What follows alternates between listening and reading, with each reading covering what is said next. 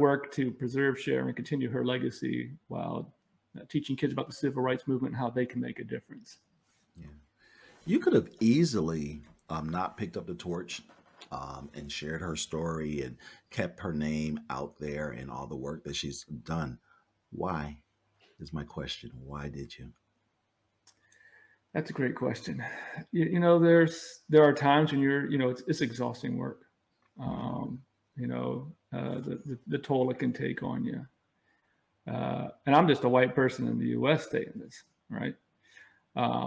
When you talk about difficult things in our country, people don't like that, particularly when it's about racism and the history of racism and so forth. And so that's a real struggle. And I've gotten the death threats and the hate mail and those sort of things. This kind of comes with the territory. But her story is so unique.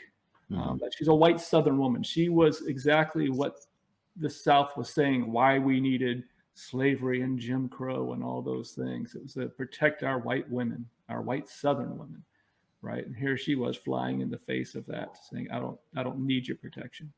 Matter of fact, I don't want it, right? And so that is so critical for representation's important, right? And it goes both ways. White people need to see themselves as part of the solution, not just part of the problem, right?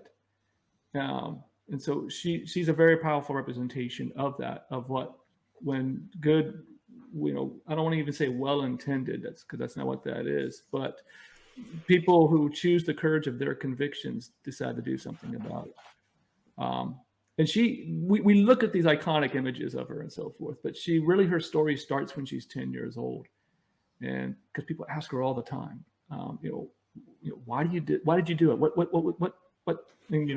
motivated you? She goes, well, I just believed what the Declaration of Independence said, which, believe me, people hate hearing that, Then she says, I believed in what I was taught in Sunday school, that we should treat each other the way we want to be treated. And when we do it under the least of these, our brethren, you've done it unto me.